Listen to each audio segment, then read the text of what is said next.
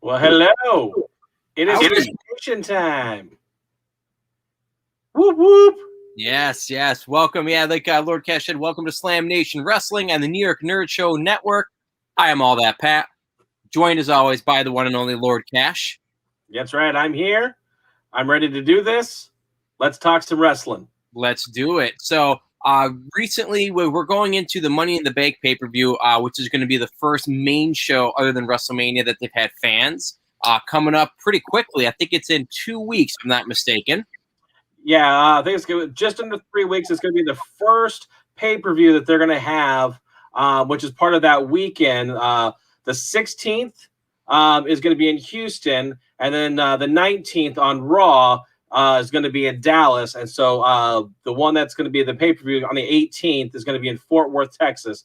So they're going to do a nice little Texas little triangle there. That'll be the first time that they'll be having audience members inside the arena with them. So that's going to be pretty neat. Definitely. I know we did it for WrestleMania, but I just know that I can't say that I know. I am fairly certain that the performers, the entire crew, everyone backstage, that they are just salivating to get those people into the arena. If nothing else, just for that pop. It's got to help that money is going to help, you know. Oh, definitely.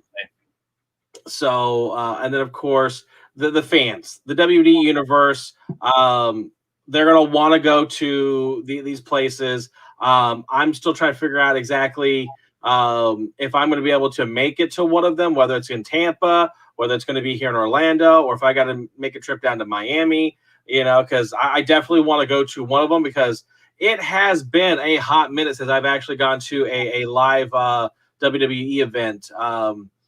So I definitely want to go. I think, I don't know if I want to admit this, but I think the last one I went to was when they were here in Orlando and The Miz cashed in. Oh, wow. That is a long time ago. Because that would have been one of my sons. It was his birthday, and I want to say it was probably around like that 9-10 years of age, maybe. Right. Yikes. That's been about a good 10 years. Yeah, and I know that it's been a while for myself too, because I'm going to be going to 2 AEW shows. One is in New Jersey on the 11th of September, and then the other one is at the end of September in Rochester, New York. And I'm going to sandwich that, I believe, because they did just announce. They didn't put tickets on sale yet, but they're going back to the Garden. Ooh, nice. Yeah, Madison Square Garden is going to be taking SmackDown on, I think, September 10th, something like that. So a lot of wrestling coming up in the New York area, and as you mentioned, in the Florida area too.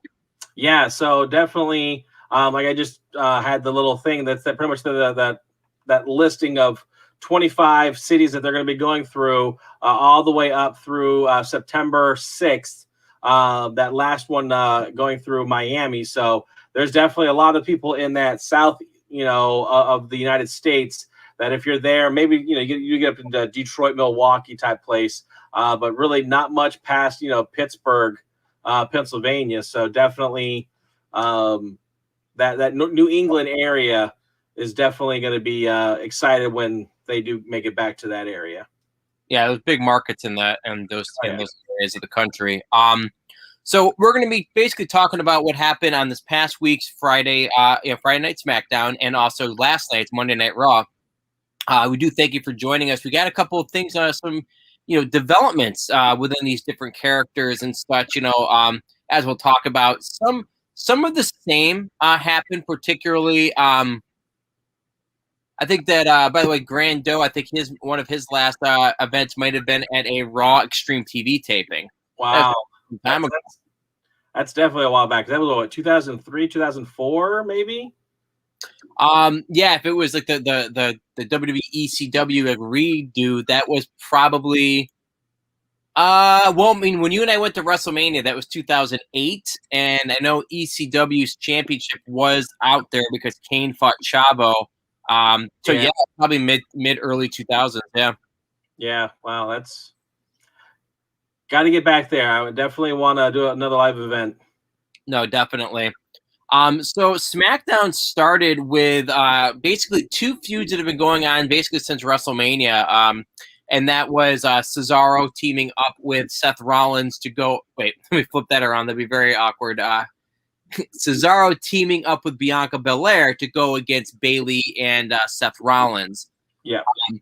Now, again, as we've seen these two basically, these two pairings going back and forth for, like I said, a couple months, it was weird because when Seth and Bianca came out, it almost seemed like they were going to be teaming together, even though you knew they wouldn't. But Seth was kind of playing, buddy with her at first. Right. Well, that's like Bianca's like, sweetheart, you do realize you're with Bayley tonight, right? You're not wrestling with me. You're wrestling against me and Cesaro. You do realize this, right? So yeah, it was really kind of like I understand what he was doing, kind of just playing into the whole, oh, you're good, you're just not Bayley good type of thing. Yeah, setting the trap as well. Basically, yeah. Now, okay. As always, these guys, these two pairings, they have chemistry. They work together pretty well. The match went 2 segments. It went through at least one commercial break. I'm not even sure. It might have gone through 2. These matches on Friday were actually quite long.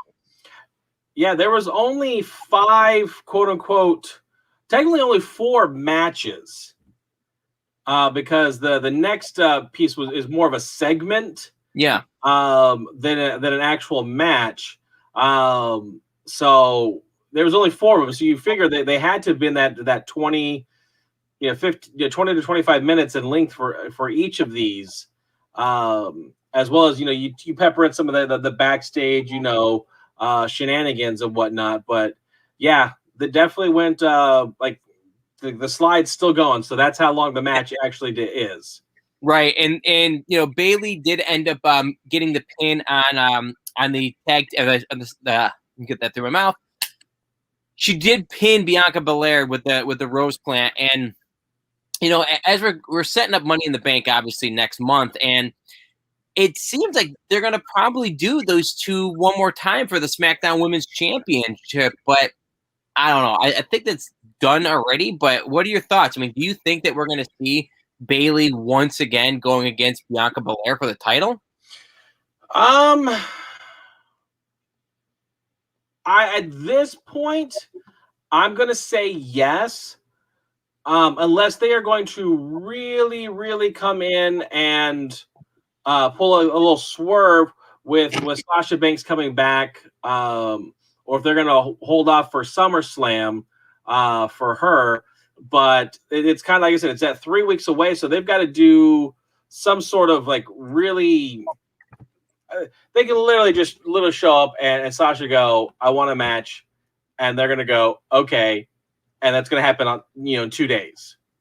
They really don't need a whole lot of buildup because again, there's already the backstory from WrestleMania that they don't need to have like a lot of buildup from Sasha and Bianca. It's not needed.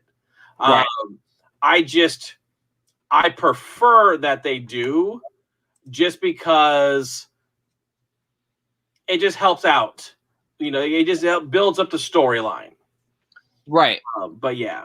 And then I do want to apologize for everyone out there. I grabbed the wrong graphic. I put in there that Bayley and Cesaro won. I'm sorry, Bayley, Bianca, and Cesaro had won at the end. But Seth Rollins and Bayley did win. So I want to correct myself on that before I start getting a bunch of hate mail. Well, Lord Cash, you're speaking with your heart, not with your eyes. It's okay. But now, yeah, so I kind of, like I said, at this point, just because we're 3 weeks away, I kind of almost feel like they're going to do that unless they can. I can't even say them like mixing it up and putting, a third person in there. Yeah, I mean, there's not a lot of so on the SmackDown Women's division. As we've talked about, like I said, Bayley. I'm sorry, Sasha. I do believe is coming back for SummerSlam, not necessarily Money in the Bank. There's a good chance that whoever is in this match, whether it be Bayley, whether it be Bianca, whether it be somebody else, perhaps they will become victim of whoever wins Money in the Bank that night. We have seen, cash-ins on that exact same night. Like it's looking right now, I guess in my opinion, like I think you're saying too, I do think they're going with a safe bet for the first time in front of the live crowds, really. But I was thinking the same thing with Seth Rollins is probably going to go against, Cesaro again. But one of our viewers, Grando, did mention about a possible Baron Corbin now becoming a babyface going against Messiah Seth Rollins. Perhaps long-term they might be doing that because as we'll talk about in the next segment, there definitely does seeming be, gosh, I have the mouth marbles today. Basically, it does look like they're going in some new direction with Baron Corbin in some fashion. He's no longer going to be the king, I don't believe. But we'll have to see what happens. Yeah, it's I kind of make the joke that the writers pretty much went on vacation after WrestleMania. It's coming up that Money in the Bank, SummerSlam. They've all come back. So they're starting to start penciling some good ideas to really start catapulting these superstars into their next storyline. That it's a possibility that actually might happen. Yeah, I mean, I just want something different, but I mean, again, you're going to get that, like you mentioned, pop before. We're going to get the automatic, almost cheap pop. No matter what the WWE puts out there, they're going to get cheers. Kind of like that opening curtain idea that, like, when you go to a live show, even 20 years ago, whoever is in that opening match is going to get the Hulk Hogan Jesus pop. Right. It'd be Funaki going up against R-Truth. It wouldn't matter.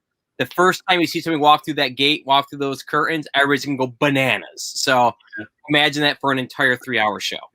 Pretty much, yeah, because like I said, just because we haven't had it, and the best that we've gotten was, okay, R-Truth is going to be coming out. Go ahead and start applauding right now. Oh, my God. Yes. We've both been on Seth Rollins going to come out. Give him the big booze. That's the closest we've gotten so far right now is, if you've been able to be part of the Thunderdome, you get those little commentary of, okay, here's what's going to happen. Give me those cheers, those boos. Go and give me those. So yeah, when you're actually there, people with signs, they're just, no matter who, I almost guarantee you the first music we're going to hit is we're going to hear Vince McMahon. That is going to be the first music we're going to hear that Friday night is going to be Vince McMahon coming out saying, welcome back to the WWE Universe. We've missed you. Welcome back.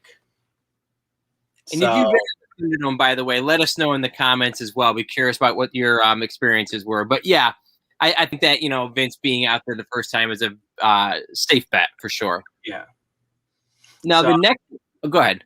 No, I was going to say, I give me either that, or I can't even imagine if they would even just start off with, Roman Reigns coming out as head of the table, you're just kicking it off, or if they're going to have that cheap pop of maybe even when we get closer to it, announce that, maybe Hulk Hogan or John Cena or The Rock or somebody legendary status is going to be there to welcome everybody back. Yeah, I mean, there's definitely big rumors that Cena is going to be coming back to go against Roman Reigns for SummerSlam. That's been very heavily pushed, and Cena himself already acknowledged that he is going to be wrestling pretty soon when he was on the Tonight Show with Jimmy Fallon. Right. He just doesn't drop the full hint as to who it's going to be against. So exactly, one of them will be on there. I would imagine they're going to start with one of the Money in the Bank. So that's a pretty traditional thing too for the show. Yeah. But no matter what, it's going to be better than last year. Although last year's was interesting, being in Titan Towers itself. Oh, boy. Thankfully, Rey Mysterio did not die when he got thrown off a building. Rey had one hell of a year last year. He lost his eye, got tossed off of a building in Connecticut. What? I don't know, man. He's tag team champs with the Sun now. I guess it can't be all. Right off in the end. Another guy that has a pretty good, not so bad thing going on right now is the king of strong style, Shinsuke Nakamura. Oh, I didn't understand the point of this segment. I mean, it was fun. It just, I don't know. It just served the purpose, I believe, just so we could see Baron Corbin weeping in the back. Right. yeah, and giving the actual crown. Now I have a question. I have an answer. Hopefully, Maybe. So traditionally, to become king, mm-hmm. you win the King of the Ring. That's how King Corbin won it. That's how King Booker, Barrett, whomever, the list goes on. Yes. That's how they won it. Correct. Is this the first time that the King's crown has actually been fought over and lost and won by someone? No, it is not.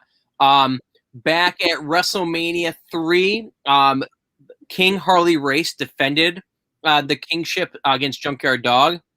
He successfully retained it.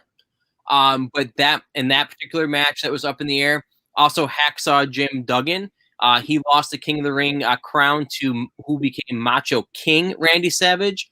So they have actually had instances where the crown was treated as a championship belt.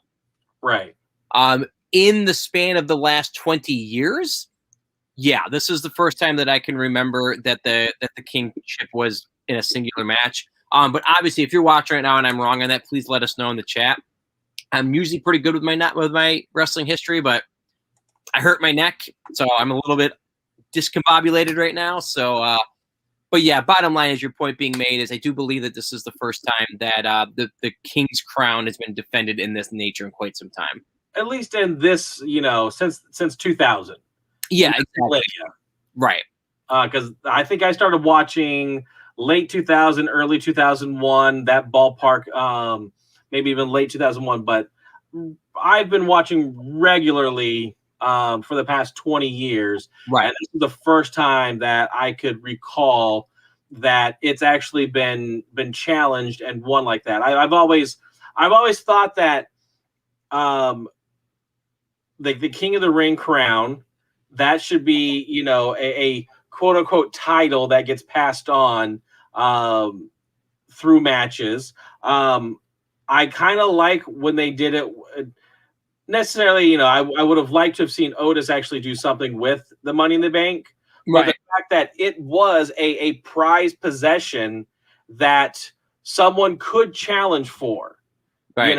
I don't think you actually deserve this. Let's see, if you actually do, put it on the line at this pay-per-view, So I actually kind of liked when they did that. I initially didn't like, it was The Miz, so it was cool.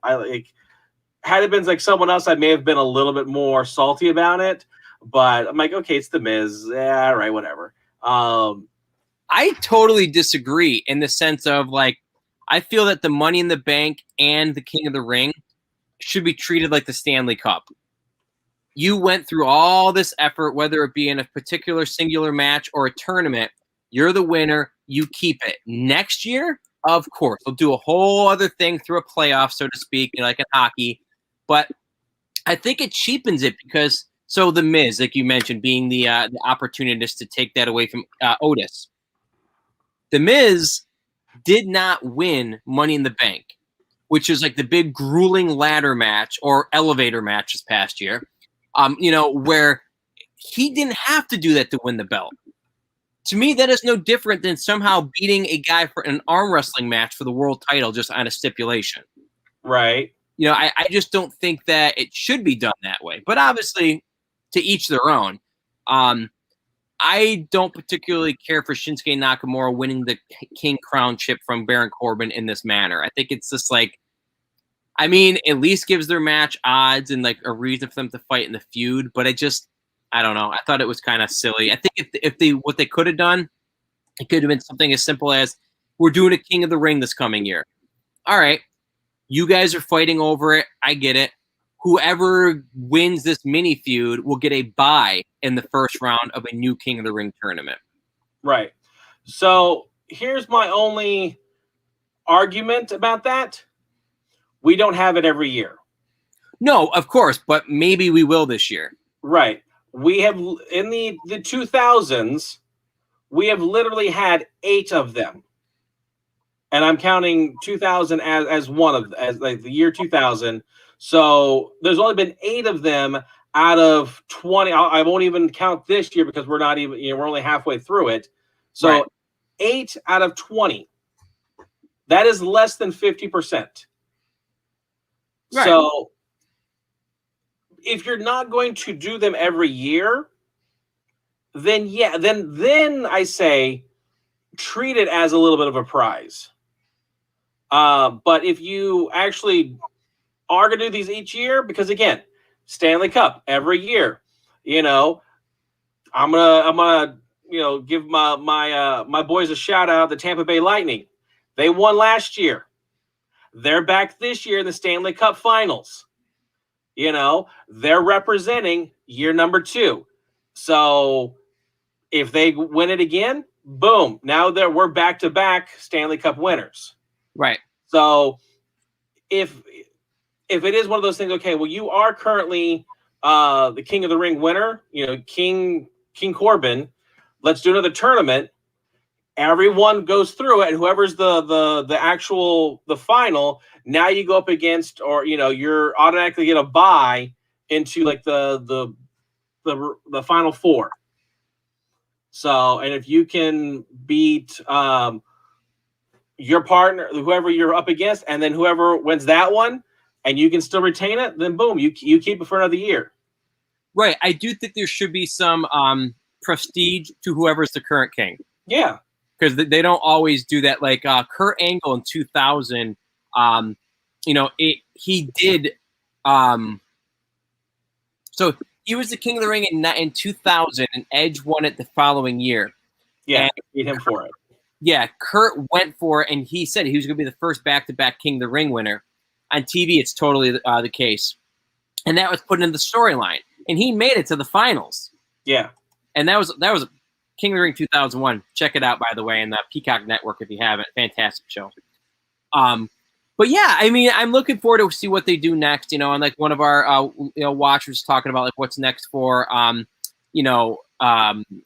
Corbin too. I mean, now that he has lost the crown, what is he going to do next? We'll be very curious to see what happens. Another match that was a qualifier for the Money in the Bank match was between two guys that have been feuding for quite a long time over the Intercontinental Championship, and that is Apollo Crews and Big E. Fantastic match. Again, these guys can almost do no wrong. I don't recall if we talked too much about General Aziz, but maybe that's for another time. He had his debut last week, and it was something special. But yeah, I mean, good match for sure. And, we have Big E qualifying for his first ever Money in the Bank match, which drew a lot of head scratching from my part. I can't believe that he's been in the company for a decade. He's never been in the Money in the Bank match. Well, consider the fact that there's only 8 people that get to go typically. They've never done a Money in the Bank with more than that, have they? No, they have. They've actually had up to 10 people before. Okay. So this year they're doing 8. Typically, I feel like that's what they do, is especially 4 from each brand. Yeah, because it's just he's now more of a, because he's a single competitor now. Right. He's risen to that level of a single competitor. So because of that, yeah, I see why now he's just now making it into the Money in the Bank, realm, because he's now separated himself from the New Day and is now on his way to becoming that, Universal Champion. Right. I mean, like, he definitely got involved in the Money in the Bank match back when Dolph Ziggler won it back in, I want to say 2000 and maybe 12. Because I remember doing a big ending off the ladder onto somebody. At least I think. I could be making that up. But yeah, as a singles competitor, yeah, he was his bodyguard at the time for Ziggler. Yeah, I mean, and he's got to be one of the favorites to win this thing. I mean, in my mind, I don't see too many other people that have as much of a chance. We're going to talk about what happened on Raw in a moment. But yeah, he's definitely got to be one of at least my favorites. Yeah, he's one of my favorites. I would definitely say one of my top 2, if not 3, that I'm rooting for. And that's just because I don't know the other the remaining competitors yet to fully give my vote. So we'll have to wait the next week or two to find out who finally fills out those remaining spots for both the men and women. Right. And the women, like you mentioned, we did have some more evolution, so to speak, in the women's Money in the Bank match where Carmella once again went against Liv Morgan, who I believe this is the third week in a row these two have fought, compete against each other. But I mean, you're going to get that when you lay off, when you let go, I think, 3 of the women's division in a division that's only 12 deep. No complaining there in the sense because these two competitors are actually getting some chemistry, doing pretty decently. But this kind of does create a situation where you have a feud all about just competing with each other without a storyline. But again, it's okay. Carmella has qualified for Money in the Bank already. That's what Sonya Deville was out there just kind of saying, "Hey, you're in it." Yeah, I wouldn't necessarily use the word qualify, but just existing, you qualified, being the fact that you were already in it. The other, you've won twice out of the 3 times or 4 times or whatever. Okay, you automatically qualify. Well, it's the pointing at the WrestleMania sign, a thing. We just kind of walk out and say, "I want it." I'm going to go to 7-Eleven when we're done with this show today, and I'm going to get a hot dog. I'm going to walk in and just say, I'm going to grab it, and hopefully it don't stop me. That's what they do in wrestling. Now, technically, correct me if I'm wrong here, but by Liv Morgan beating Carmella, doesn't that qualify her for Money in the Bank? Wasn't that part of the stipulations? No, even when she won, they said that's what they said. Like once she won, there was like, surely this makes her qualify, but they didn't actually say that. Well, I literally thought that's what Sonya Deville and Adam Pearce. That Sonya Deville was like if you think you can do it, then beat her and you'll be in. They might have said it directly like that. I thought it was more like this will help your case more or less. But I mean, again, there's only so many women on the roster that are not in the world title situation. Right. But here's the thing. Out of the 8 spots, the 4 from Raw are taken. Yeah. So the remaining 4 people, not including Carmella, have to logistically come from SmackDown. Right. So if you're automatically just going to throw Carmella into it, then Liv Morgan beating her should automatically give her that passage as that was her qualifying match. I'm trying to figure out like the logistics here of why they did singles matches for the guys, but did tag team for the ladies. Right. Try not to spread this out over a couple weeks versus basically boom, first episode, all 4 ladies have qualified from Raw. Again, I really think it has to do with not being as repetitive as they typically would be. Because the funny thing is, like, if you are one of the women that is left out of this Money in the Bank, you are the grandest lady loser on the roster. There's so few of them on there. It's like who? I think you're going to basically be losing Doudrop and Eva Marie. Yeah. I don't think there's anybody else that's not going to qualify for this. Yeah, because technically, the tag team champions are SmackDowns. Yeah. So, but even then, you've got why am I forgetting? Nia Jax and Shayna Baszler. You've got I can say Alexa Bliss, but she's in there. Yes, that was weird in itself. Like they're just completely saying, "All right, we're done." They're pretty much just dropping all the crazy cuckoo-ness with Alexa's playground. She's still crazy, but they're trying to reel her back in. Right. So yeah, we'll have to take a look at again, we've got about 2 weeks left until the pay-per-view. So obviously this upcoming Friday, they're going to figure out the rest of the women's roster and the Money in the Bank as they continue looking at the men's too. Yeah, hopefully. Now, we finished off our episode of SmackDown with the head of the table himself, Roman Reigns, as he was kind of looking on as Jimmy went against Dolph Ziggler. I got to tell you, so I started SmackDown this past week. I probably missed about the first 20 minutes. I went back and watched it. it's going to sound terrible, but I couldn't tell them apart at first. Right. Even though they have totally different hair. You know what I mean? And like if you see them side by side, you can really tell them apart. I was confused because as we let off on the last week of SmackDown, it was Jimmy that was still kind of, I don't know, I was taking it as Jay was still the guy with Roman Reigns for the most part. He was sitting there and he was talking to Roman. He's like, yeah, no, he's not coming back anytime soon, talking about his brother.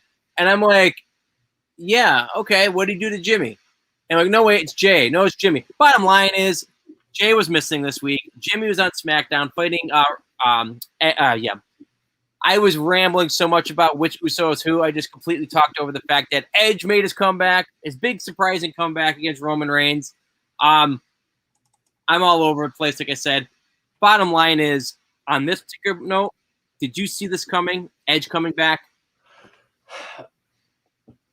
If I would have actually thought about it a little bit, I think I would have. But again, I don't know exactly what type of quote unquote contract Edge has. If it was just a one and done at WrestleMania, or if he was going to be coming back more full time. Right. I was right there with you because he's naming off all these people he beat, and again, yeah, I didn't think of Edge for the exact same reason. Because of the rumors of John Cena, I actually was kind of like either Roman Reigns is going to say, I'm out, or he'll do something like ridiculous, like he'll be in Money in the Bank. I don't know what it was going to be. Because when he said, I'm going to say, I'm going to do something that's never been done before. So my mind was really rolling. And then Edge kind of came out and ruined that kind of idea. But Edge makes sense. He won the Royal Rumble. He never got his singles match at WrestleMania. He was very vocal about that going into the show. He hasn't really been beaten by Roman Reigns because there's a lot of nonsense with Jey Uso at WrestleMania and Daniel Bryan. So, yeah, I think it's going to be a pretty good match. I doubt the belt's going to change hands, but I guess who knows? Right.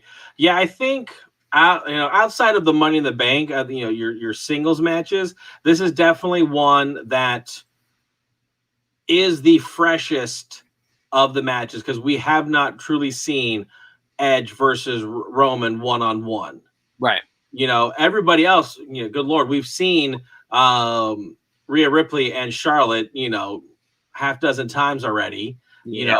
We don't need to see it again, but we're going to. I like Kofi and Bobby Lashley, going up against each other. And it's in a real main event match. The one that was on Raw a couple weeks ago was really thrown together. I mean, it wasn't given a proper build. It just served the purpose to kind of give more heat to McIntyre, realistically. But now it's a totally isolated match. That one should be pretty good, actually. Yeah. So, but I liked how SmackDown ended.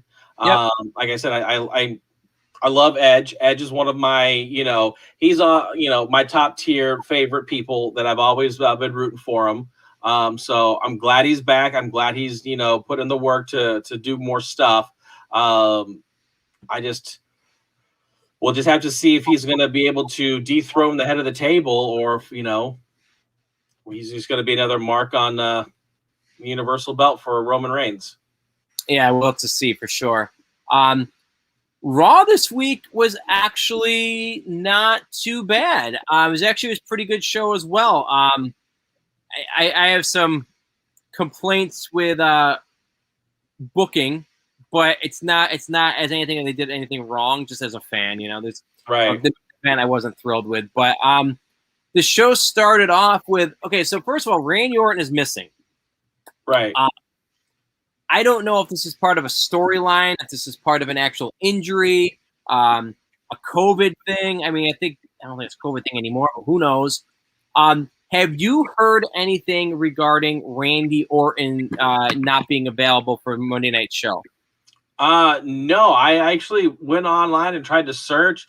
No one has anything. I have not heard anybody report as to, the why he was not there. Now, I do feel it might be storyline in reality because if you follow their Twitter accounts, basically throughout the week, what's his face? Riddle. He was sending messages to Randy Orton on Twitter, basically, like, again, almost in character, saying, bro, you there? We could talk this out. I got you, man. And like he just kept like doing things of that nature. So I do think it is like it's either it was an injury and they're kind of tying it in character wise to explain it, or or there's just like a total storyline to it completely. Because I thought it was funny because, so basically Riddle decides, hey, my partner is not going to be able to be here tonight, but I'm not going to let him miss his Money in the Bank opportunity. So instead, he goes into a battle royal with 10 other guys, basically, in order to get a chance to be in a main event last night on Raw to go basically triple threat match, the last chance battle royal. Yeah. There's his official note. I just thought Riddle is the coolest, most bodacious bro I could ask for. I would be honored if he were to fight on my behalf. Aloha, the legend killer, smiley face, sneaky snake.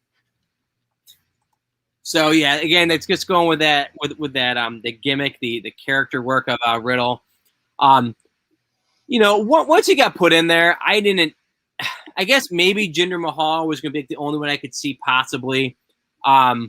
Because, Cedric Alexander, no, Jeff Hardy, not at this stage of his life. Yeah, and they brought the 24/7 belt out of the mothballs. I just, what is going on with that belt? We've talked about it a lot on our show. We're big fans of the 24/7 belt. And yeah, it changed hands a couple more times during this battle royal. It still ended up back on Akira Tozawa by the end of the night. But yeah, I mean, the battle royal itself. What were your thoughts on it, Lord Cash? I loved it. I was rooting for Riddle the entire time. There was a couple times when I saw on social media who were the last two, so I kind of knew it was going to come down to them. But it was one of those. I'm like, oh, come on, hang on. So it was one of those things that just I was really hoping for it and everything. Was that magic? Exactly. That took me a long time to do. But yeah, no, I am a huge fan of Riddle. He's probably one of my number one guys right now, at least of the next generation of wrestlers. I love his persona, his personality, everything that he's like. I've been a fan of him just from as soon as he's kind of came onto the scene, and when he was like doing the whole the Intercontinental Championship, like I was a big fan of his, and now that he's with Randy, I'm loving the idea more and more every single time I see him, and the fact that he did this, he got Randy to write him a note, I thought was just brilliant of what he would do, and I do think something's going to come to this based on Damian Priest's comments backstage was, basically Randy is the one that's lucky to have you as a friend, So it's like everything that he's been doing to kind of make it up to Randy for, quote unquote, costing him the match last week to qualify. And I'm just curious when he comes back, if he's going to be back next week, if there's going to be that level of respect and maybe admiration from Randy that, like, look, you went out there, you did the battle royal, you won for me. You went out there, put your body on the line, you messed up your foot, your ankle for me. Let me do something now for you. I don't know. It's not necessarily Randy's character, but I feel like having them to grow as a tag team, there's got to be something there, because even he's like, play Randy's music.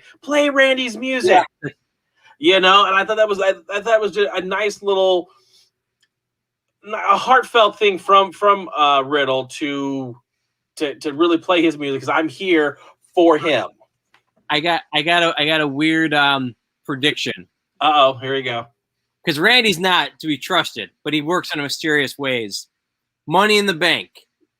We don't see Orton until Money in the Bank. Riddle's climbing, getting the briefcase. hands on it. RKO from Randy Orton to cost him the briefcase. But not to screw him over so that they can go for the tag titles instead. But they can do both. I know, but I could see Orton just being like, in his way, that's how he gets back at him for like losing his opportunity, but also by saying like, I got to screw with you a little bit, but let's go for the belts. I don't know. I'm all wrong on these predictions, so don't put any validity in what I'm saying, so you guys know. But so don't phone Vegas with these predictions, huh? Yes, exactly. The odds are. So yeah, we'll definitely see how that plays out. Like I said, I'll go back to it and say it again. I love the match. I thought Riddle did a fantastic job with the Battle Royal, and then of course we'll talk about his match in the Triple Threat. Going up against AJ Styles and Drew McIntyre. Right. And that was a little disappointing end of the night. But something that like shocked the hell out of me was there was a women's tag title match. It was a rematch from last week where Eva Marie and Doudrop went up against Asuka and Naomi. You know, it is what it is. Eva Marie is still playing her gimmick of not really wanting to get involved. Doudrop is, showing that she's pretty dominant in the ring, even though her gimmick is really stupid at the moment.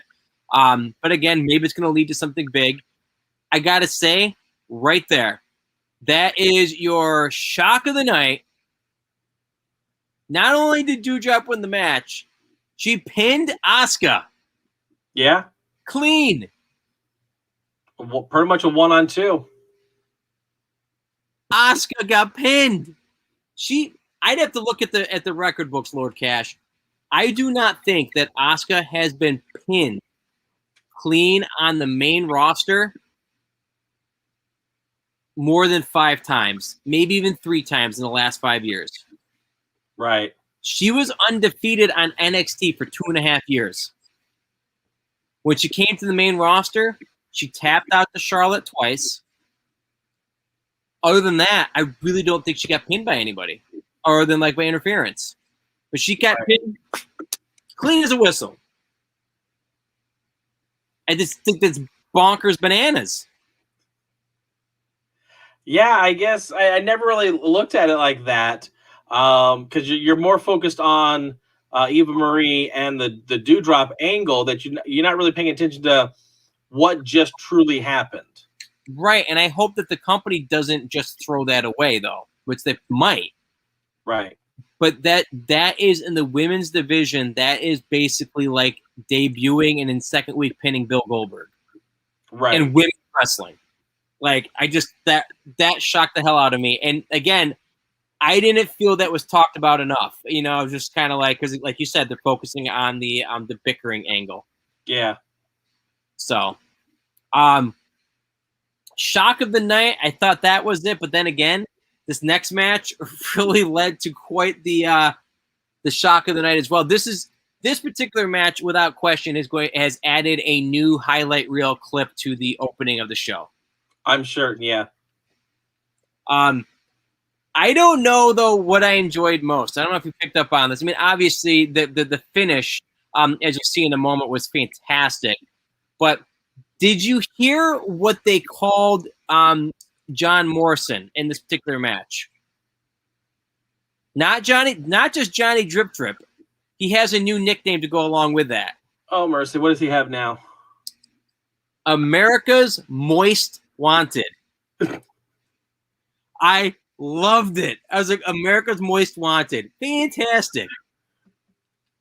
Yeah, that's going to be a new T-shirt. Absolutely. So the finish though of the match, basically, if you didn't get a chance to see it, look it up on YouTube. There's clips of it, I'm sure, on the WWE's official thing. Basically, they're brawling outside the ring. John Morrison is sitting on the barricade. Ricochet goes into the ring. He springboards over the ropes, onto the rope, and flips out, and he catches Morrison with a cross body block that threw them both over the barricade for a double count out. The timing, the smoothness, the crispness just looks so good. And I'm assuming there's a crash pad behind the wall. It's a live show, so they got that out of there super quick too. I mean, unless those guys hit the ground, it'd be nuts if they did. But no, what a finish. What a finish. Unfortunately, neither guy got the victory, but they don't need it. They already both qualified for Money in the Bank. So yeah, that was a pretty cool move. So I definitely enjoyed that. And hey now, thank you for watching us. They definitely agree as well. What a great finish that is. We do want to say thank you to everybody tonight. We've had comments from Hey Now, Grand Doe, and also another one was Jerry Holmes, who mentioned earlier. Amazing. Thank you so much for that as well. All right. Now, this next match that we had was quite the, hey, it is what it is. It was Jackson Riker going up against Elias in a kind of a finale of their feud. They went for was it a Miami strap match, or I don't know what they called it. But I think they just called it a strap match. Okay, I didn't know if they had a gimmick name. Maybe thinking of AEW has one coming up. I'm thinking that's got a nickname. But anyway, the reason for this particular match was because Elias, for whatever reason, kept walking away on their matches, whether it be tag matches, one-on-one matches, whatever it is. These guys did lay into each other with the leather. That there's no doubt about that. Yeah, it was definitely. I'm actually trying to recall this one. I don't know if I actually tuned out for this one. Well, Riker's out there, so it's no big surprise if you did. Well, and this match, the John Morrison and the Dewdrop match were all three of the matches that were on the Hulu cutting floor. Really? Yeah. I mean, I guess like the Battle Royal and the main event were very long. I mean, the main event match, the triple threat, was I think it was 35 minutes long in itself. So, but those three matches actually had a storyline, development, quite honestly. But I guess I could see that, that's you got to cut something out. Yeah. So, I mean, leading up to the match, even that night, like they went backstage with Jackson Riker a couple times. R-Truth went up to him actually at one point too. Yeah, he was just sitting there slapping himself with the leather strap. I will say this: one of the technical problems with the way this match was portrayed on TV. It could be just me picking up on this. Just before they went into this match, they showed Drew McIntyre's back from Hell in a Cell. And it was something along the lines of you really want to be champion or something. Take a look at what Drew McIntyre did. I think it was just before this match. It might have been after, whatever. His match from that main event match was destroyed. He had welts and cuts and everything from, the Singapore canes and from the chairs and everything else. So to me, it made anything these guys did to each other look weak by comparison. Right. And it's unfortunate because I'm not taking a leather strap to the back or the chest. And Elias got slapped in the face. Thankfully, he's got the big bushy beard, but it looked like Jackson Riker got him pretty high on one shot, too. I just thought it was kind of like, a little odd timing with that graphic they put up. Right. Jackson Riker beats him with basically a big boss man slam or black hole slam, whatever you want to call it in these current days. I just think the match wasn't given a lot of time, but, I guess it solved its purpose. I don't know what they're doing with Elias. I'm wondering if he's, getting transferred to traded to SmackDown, if he's going away for a while. I don't know. I just thought this feud did nothing for him. And I don't know, sometimes you might not have seen it completely, but he came out, he had random music. Yeah, I heard that he had different music. Yeah, and it was literally like commercial bed music. It was just like, I heard it, and I thought they were going to commercial, and just starts walking out, and it says Elias, and I'm like, what the hell's that? Right. For a guy that's got the music gimmick, he's got no good music right now. I'm curious what they're going to do with him. Same thing with Jackson Riker. I think both these guys are done with their feud. We'll see what happens next.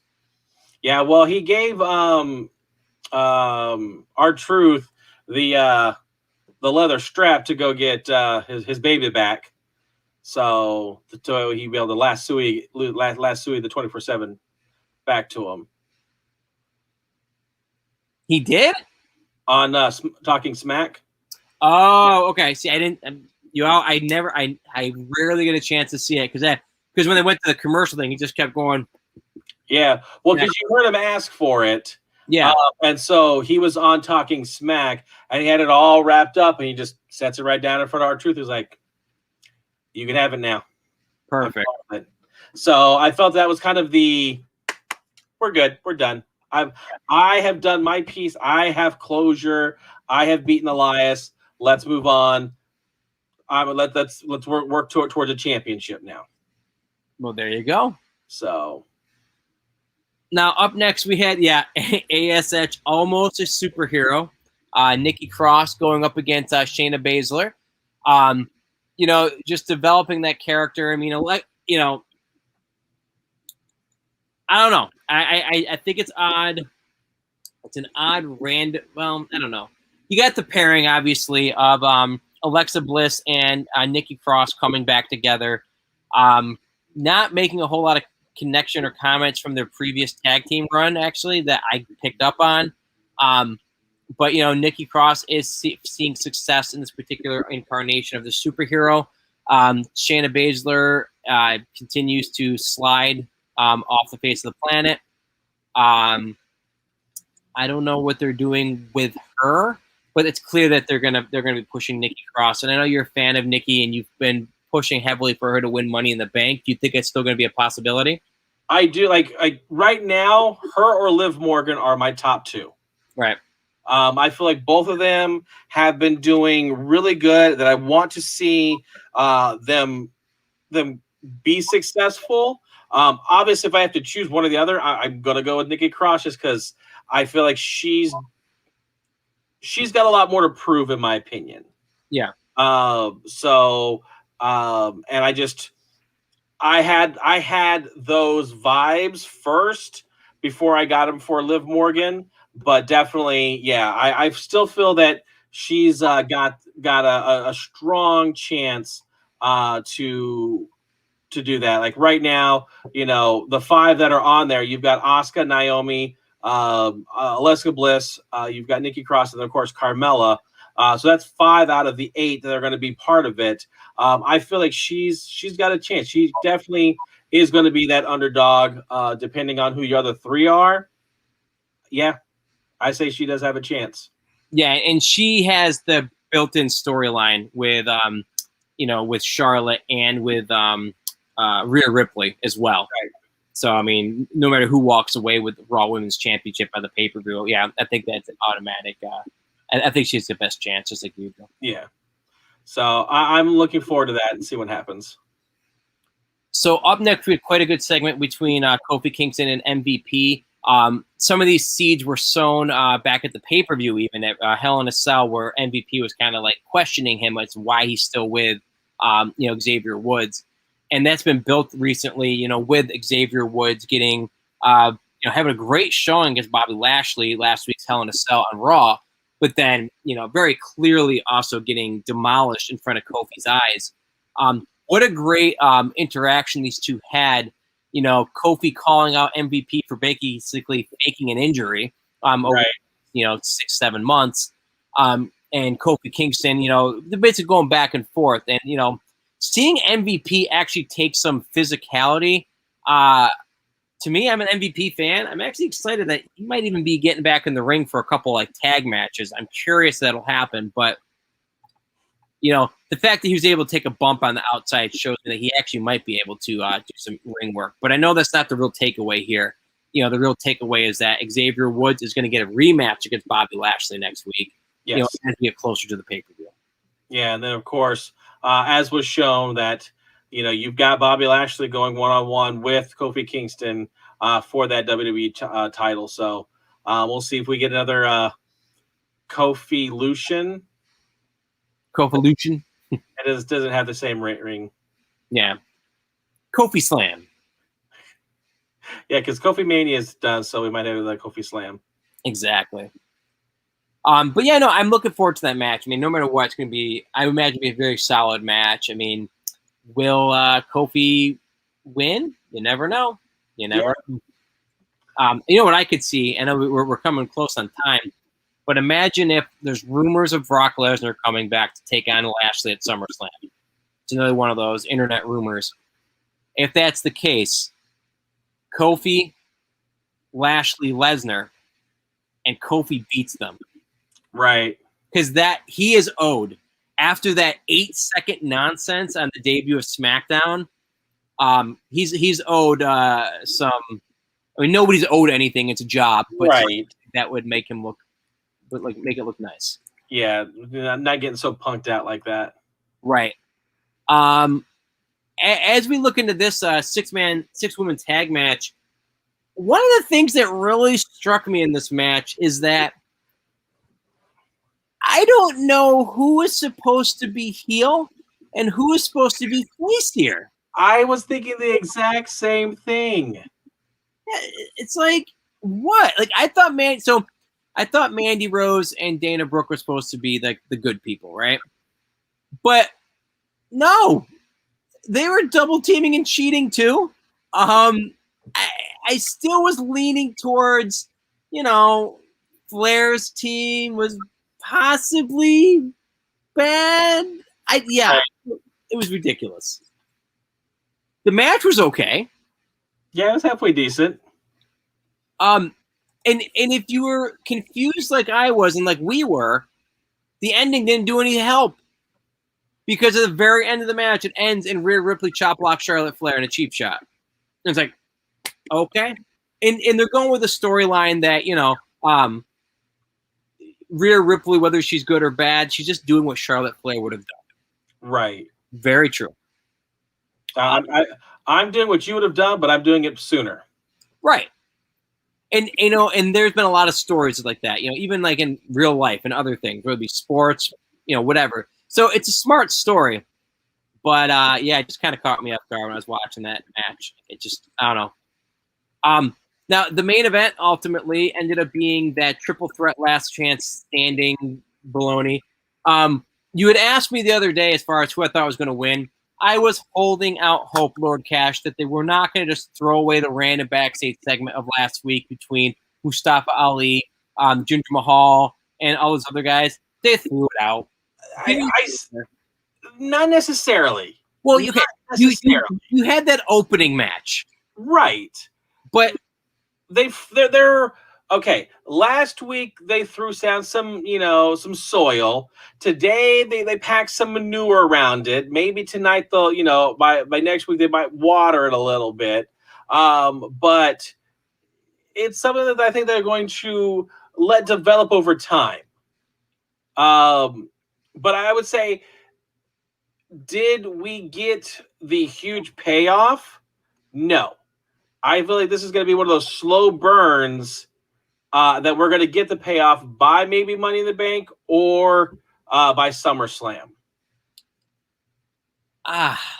Maybe. My concern, if anything, and again, I don't count the checks over there. I don't look at the money that the company makes on merchandise. I really don't. It's nothing like that. But I feel that they're on the verge of turning Drew McIntyre into the John Cena Roman Reigns, which again, money-wise, that's what they want to do. Yeah. But as far as like hardcore fans, he's going to be booed out of the building. Because it's like, I really think they're pushing Drew McIntyre too much right now. Right. Like, he's got the infinite title shots like Roman Reigns and Cena did for the better part of their, first part of their careers. Am I making sense? Or is it, well, I understand where you're coming from on that. But it's definitely the beginning stages of John Cena-itis. Yeah. So, and it's just whether or not they are able to, take some medication to get this cured, or if it's going to, have a big flare up. Right. And the bottom line is, you need the big name, right? I mean, Roman Reigns was the big name. So was Cena. So was Hogan. So was Austin. Right now, in all reality, McIntyre is the big name for the good guys. Right. Nothing wrong with that. I just, I was excited about Money in the Bank because up until last night, everybody that was in it had never been world champion. Right. And I'm like, ooh, fresh meat. Now you kind of got the day old, and that's going to be the biggest like intensity for me when I watch the show. Is I don't care who wins. I'm just like every time McIntyre goes up, I'm like, no. But maybe again, I don't know what the writers are going for, but maybe that's what they want. Maybe they want that gut wrenching. No, not Drew, not again. Because again, in order for him to actually, because he's going to be sitting on this Money in the Bank for however long Bobby Lashley's holding onto the title. Yeah. So I honestly don't think that Drew is going to win it. That could lead to Kofi though winning in a triple threat at WrestleMania at SummerSlam though, if Drew did win it. That could give like Drew coming out to like make sure that he doesn't leave the belt, like kind of like helping Kofi. Right. So I don't know. It's just because then it's one of those things where, okay, if Kofi wins, then Drew's going to cash in on Kofi. Yeah. And that's not going to make people happy. But what if Kofi, we're going way down on the road, but he cashes on Kofi, Kofi beats him. That would really put Kofi over. Yeah. I think Kofi, I'd like to see Kofi like get another run. Do you think that we are ever going to get the honorable cash-in ever again? Yeah. Okay.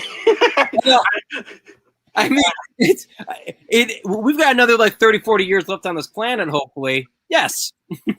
But, okay, so is there anybody on the roster right now that has the quote-unquote integrity that the John Cena had? Drew McIntyre would. And I'm serious. Like, I think that, let's say the far stretching thing that I was just saying, right? Kofi wins at the triple threat at SummerSlam. I do think Drew McIntyre would come out the next night and say, Kofi, I'm cashing in on you. We'll call it next week. I really do think that's what would happen. I don't. I honestly don't. What if I could see a reverse though? What if somebody that's a good guy does that and then doesn't? What do you mean? Like, again, let's say it's Drew McIntyre. He's like, Kofi, I'm going to cash in on you next week. Handshake agreement. Kofi goes to leave. Drew McIntyre kicks the living garbage out of him. And then he cashes in right then instead. What a heel turn. Right. So we don't get the real honorable, but we get faked on the honorable. Yeah, it's... So we've definitely alluded to that this match, Drew McIntyre did win over this match. So I'll just at least kind of throw out the clips here for anybody that may want to see them. I thought this match was fantastic. I thought Riddle did a superb job of defending Randy's honor. So I hope that, that he brings some flowers and whatever, because again, he defended his honor to the best. Like I said, put his body on the line. I thought he had it. When he came back from an injury mid-match, and out of nowhere he RKO's AJ, and I'm like, oh my God, he's gonna win it. Then Omos pulls him out of the ring. Definitely give him some heat though for an upcoming tag title match for sure against the champs. Well, yes, there's where he hurt himself. That's definitely going to fuel the fire between that. But again, I also not sure what's going on with the Viking Raiders.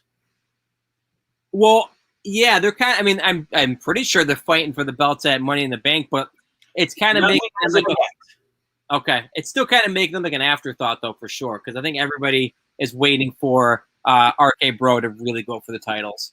Yeah, so I would imagine that's probably gonna be more of your SummerSlam match. Yeah, definitely. So let Randy come back. Let them really synergize their powers together, and unite RK Bro together, and that will definitely be a great SummerSlam match with whomever, whether it's AJ Omos versus the Viking Raiders. RK Bro gonna be one heck of a match. Definitely. Another heck of a match is YouTube, Facebook, Twitch, and New York Nerd Show. Yeah, I think that's a good. I think I've heard of those little combination of people working together. I think it's one heck of a transition too, if I don't say so myself. But I did say so. Tomorrow, you are going to see the game room. We're going to be playing some video games. I had a game in mind. I just got to think about what it is. How about a teaser right there for you? There you go. We are a little clearer, though, about iStream, Ustream on Thursday. Lord Cash, what are we going to be taking a look at? So right now we are covering the Loki series over on Disney Plus. We are currently 3 episodes in of a 6-episode series. So if you've done the math correctly, we are halfway done. When we do our show on Thursday, that means we'll be 2/3 of the way done through this series. Excellent series. If you haven't had a chance to watch it, definitely check it out and join us on Thursday night. We will be talking about all what we like about it, what we didn't like about it, and of course cover all those Marvel Cinematic Universe Easter eggs that are little throwbacks to the rest of the MCU. Friday night, that's when I will show you what I've got in my Funko collection. I've got a lot of stuff. I keep getting more and more stuff, which is not a surprise to me, but or you for that matter, probably. I got the entire common series of the original series that just came out for the stuff from Star Trek. So I got those in today. Okay. So not that that's what we're going to be showing on Friday. We might be showing a little USA Spirit coming Friday. There you go. So then, of course, Saturday, mail call, mail time. As we get things in the mail, we'll be go ahead and opening those up on camera, doing a little unboxing for you and showing what we've gotten. I have an item that I have been waiting for since March. That you've gotten or you placed? I placed. It got delivered today. Oh, my goodness. I am so excited to open this thing. Nobody knows what it is but me. I am absolutely thrilled. But yes, due to the pandemic and everything, it was delayed for months. It finally came in, and I'm like, I would love to take a look at it now, but I am sweating like crazy over here. Yeah, I've got 2 lootware bags that can be opened, or I've got a box from the Wizarding World of Harry Potter loot crate. So we got to tune in Saturday to find out which one of the 3 we're going to open up. It's a mystery. And think it's a mystery as well as what are we going to pick up at stores or out in the wilds? Garage sale season around here, and Bitterritz and I actually did go to a convention recently. We showed a couple of those things last Sunday. We also went to a couple stores. We've been traveling a lot, and I'm sure, Lord Cash, you have been as well. Find out what we're going to share with the world on Sunday's Call of the Wild. Crazy Card Collecting kind of wraps up our week. We show a bunch of nostalgic cards, and this week in Crazy Card Collecting, we're also going to be announcing the winner of our monthly contest. If you are a new subscriber or an existing subscriber, you get put into our monthly raffle. It's an opportunity for you to get a nice selection of retro nostalgic trading cards. A little bit of this, a little bit of that. It'll be all yours if you are one of our subscribers. And if you put a comment in the chat or comment on Facebook or Twitch or YouTube, it'll get you an additional entry. If you're a subscriber, it is a lot easier to get in touch with you, though, if you're the winner. Just to be clear on that. Well, very cool. Yeah, so definitely check us out each night at 8 o'clock. We do come to you live with that time frame.